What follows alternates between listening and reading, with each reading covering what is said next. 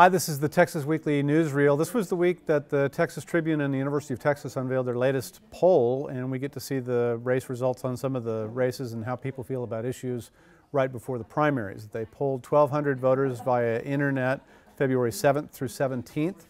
And the top line number that you may already have heard is that Greg Abbott is leading Wendy Davis in a general election primary by 11 points. They didn't push the undecideds in that race. 17% have still listed themselves as no opinion in that race going forward. More to the point, we've got some primary race results.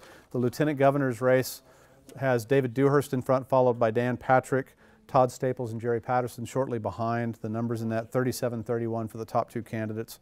In the controller's race, Deborah Medina leads the pack with 39%. She's the only one in that race who's run a statewide election before. Behind her, two current legislators, Harvey Hildebrand and Glenn Hager, both within the margin of error at about 25, 26 points. The AG's race has Dan Branch in head with Ken Paxton right on his tail, Barry Smitherman lagging behind.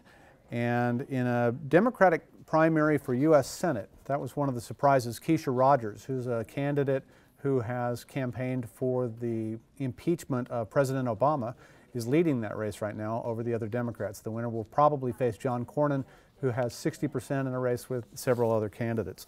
The pollsters also asked about a range of issues, among them a series of proposals for education. People were asked what they thought might be the most effective changes to public education from a list of things.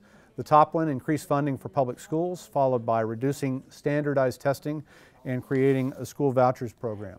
Finally, they asked about the mood of the country and the direction things are going. 63% said the country is heading in the wrong direction. 45% said the state is heading in the right direction. Compared to a year ago, most said that things were about the same, although 31% said they were somewhat or extremely worse off than they were a year ago. One last thing. We asked the voters of Texas what they thought about legalizing marijuana in the state, and they came up with a list of answers that might surprise you. 23% said it shouldn't be legal under any circumstances. Another 28% said marijuana should be legalized for medical use. 32% said it should be legalized in small quantities for any use. And another 17% of Texans said marijuana should be legal all the time in any quantity. And that's the newsreel.